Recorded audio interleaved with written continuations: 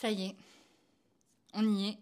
C'est le jour 1, le jour où j'ai décidé de porter ma voix. Ça fait un moment que j'en parle, si vous me suivez sur les réseaux, sur Instagram, dans ma newsletter.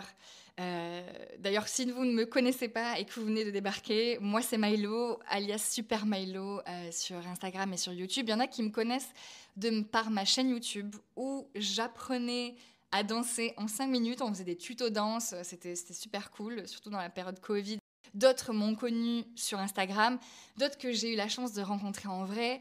Voilà, on vient un petit peu de partout, mais aujourd'hui, si j'ai décidé de prendre mon courage à 8 mains, c'est que j'avais envie de créer une safe place, un endroit où je peux être vraiment moi, un endroit où je me sens en sécurité, un endroit où j'ai pas à réfléchir à l'algorithme, au hook, à la stratégie, où j'ai pas besoin d'être dans une case ni de respecter des règles pour avoir de l'attention et pour pouvoir transmettre ce feu, transmettre ma mission de vie. Aujourd'hui, cette mission, elle est plus que limpide, elle est plus que claire. J'aimerais que chaque femme prenne conscience de sa valeur. J'aimerais que chaque femme s'aime et s'accepte si inconditionnellement qu'elle devient inarrêtable, qu'elle accepte ses doutes, qu'elle accepte ses ombres, qu'elle accepte toutes ses facettes, parce que c'est le chemin par lequel moi aussi je suis passée. Et de par mes expériences de vie, plus ou moins agréables, allons-nous dire, montrer que c'est possible. Ce podcast, j'aimerais le commencer, et il va commencer, comme un livre audio. Parce que pour comprendre ce que je fais aujourd'hui et qui je suis aujourd'hui, j'ai besoin de vous raconter qui j'ai été et qu'est-ce qui s'est passé. J'ai vraiment envie de créer un endroit où je peux parler librement. Les épisodes sont aussi postés sur YouTube. Parfois, ça sera filmé, parfois, ça ne sera pas filmé. Il y aura sûrement une belle intro, il y aura sûrement une musique, il y aura sûrement du matériel, il y aura sûrement des invités et sûrement, j'ai envie aussi que certaines d'entre vous qui ont des choses à partager et qui sont hyper inspirantes parce que pour moi, Reveal, la méthode que je suis en train de construire, vous faites partie intégrante d'un pilier à part entière de cet univers. J'ai rencontré, j'ai croisé, comme je vous dis, soit en réel, soit à travers un écran, des milliers de femmes, et à travers même le monde d'ailleurs. Et à chaque fois, je suis fascinée de voir cette lueur, cette étincelle. Tu sais, ce truc quand tu te sens éteinte, et ce truc un peu de prise de conscience, et ce truc qui se voit, qui émane dans ton corps, qui transperce toutes tes cellules et qui vient vraiment jaillir au-delà de toi. Tu vois, il y a un truc vraiment de puissance, tu vois. C'est génial de vous voir vous révéler. Je suis passionnée. Et pour celles qui le savent, je vis depuis juin environ une mue. Un truc, tu sais, où je disais en story Instagram, où tu n'es plus dans l'ancien, mais tu n'es pas encore dans le nouveau, où tu as l'impression d'être dans une espèce de salle d'attente, où tu es dans le brouillard, où tu ne sais pas où est-ce que tu vas, je ne sais pas très bien comment tu vas y aller, tu ne sais pas qui tu es en fait, en vérité. Et en parlant de vérité, c'est exactement ça en fait. Il y a un besoin de vérité qui est viscéral en moi. Comme si la vie, mon âme, appelez-le comme vous voulez, tapait à mon épaule et me disait « Ouh, ouais, c'est trop cool ce que tu fais. C'est hyper puissant et regarde comme c'est beau. » Mais c'est pas encore ça, parce que tu ne nous dis pas la vérité.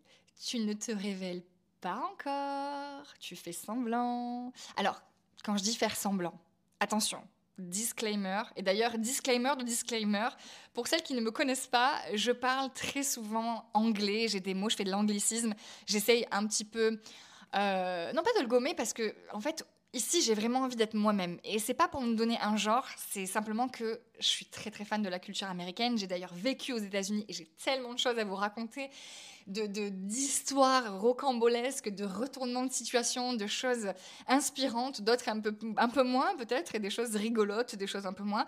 Mais bref, voilà, ça fait partie de moi. Et aujourd'hui, j'ai plus envie de me cacher. Aujourd'hui, j'ai plus envie de m'excuser.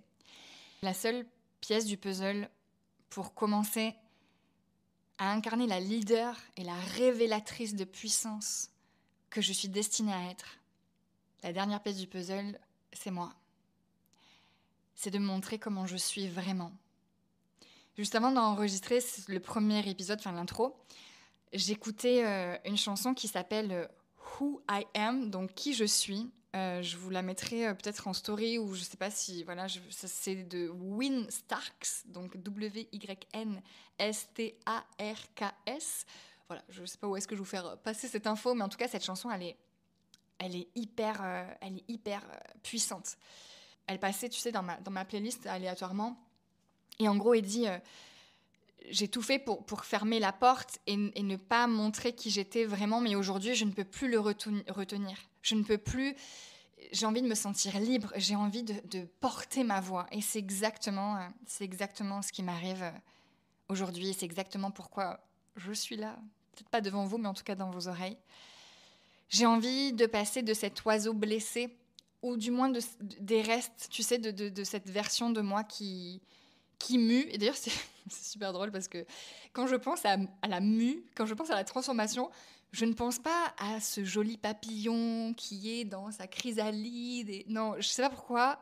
J'ai cette image, pour toutes celles qui vivent dans le sud de la France, de, tu sais, les espèces de peaux là, de cigales ou de sauterelles, surtout. Tu vois ces trucs qu'on trouve là.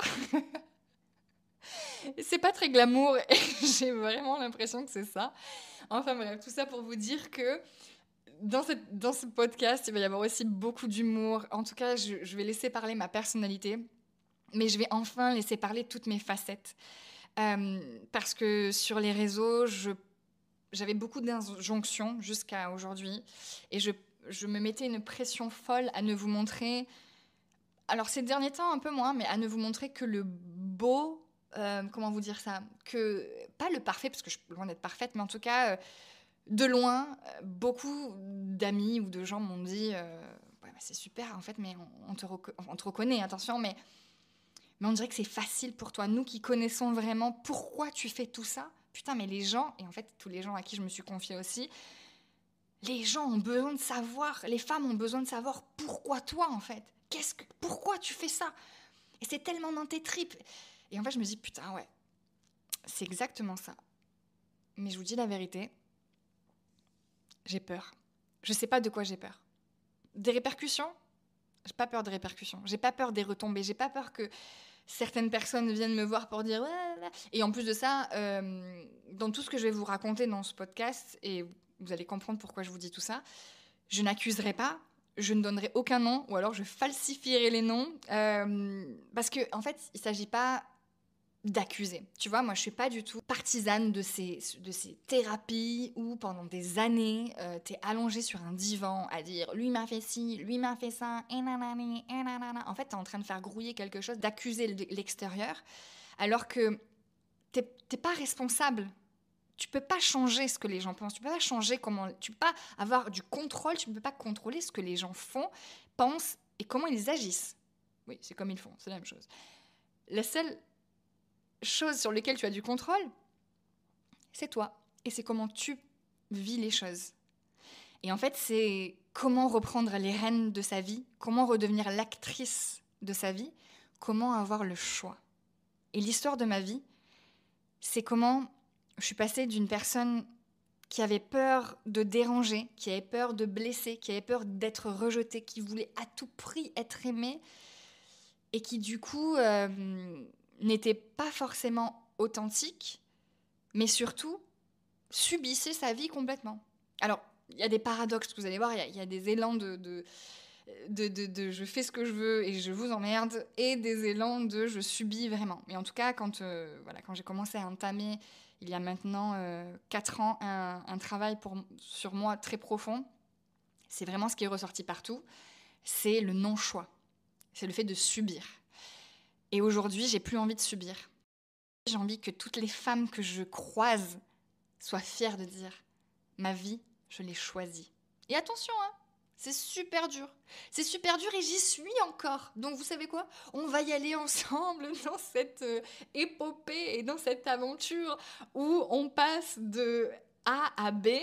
Et aussi, pour vous dire, c'est que tout ce que je transmets et ce que je veux transmettre comme message aussi à travers ma voix et à travers, bref, tout ce que je vous partage, c'est qu'il ne s'agit pas de devenir quelqu'un d'autre. Il ne s'agit pas de sortir d'une case pour en rentrer dans une autre. Il va s'agir d'avoir le courage d'oser embrasser qui l'on est vraiment. Et pour ça, il va falloir enlever toutes ces couches d'oignons, toutes ces histoires qu'on se raconte, toutes ces choses qu'on nous a imposées et dont on nous a fait même croire, on a réussi même à nous faire croire que c'était nous qui l'avions choisi. On a même réussi à nous faire croire qu'on était libre sur certains sujets, alors que pas du tout. Voilà, ça va commencer comme un livre audio et ensuite, ça sera un petit peu plus traditionnel. Alors, je ne souhaite pas que ce podcast devienne un podcast de conseils pour la confiance en soi, qui sont culpabilisants autant les uns que les autres, ou alors que je vous donne des conseils sur comment faire le zébu sur la tête en yoga. Non, ça va parler vraiment des 5 piliers de ma méthode, c'est-à-dire la tête, comment reprogrammer ses croyances, comment lâcher prise aussi avec cette voix que celles qui savent, j'appelle Michel, cette voix, tu sais, qu'il a, et t'as pas fait ci, et t'aurais dû dire ça, et pourquoi qui, et caca. Tu vois, je la fais bien cette voix. Le corps, donc ça va être tout ce qui est mouvement, tout ce qui est posture, comment ta posture corporelle, en fait, joue sur ton mental, joue sur ta confiance en soi.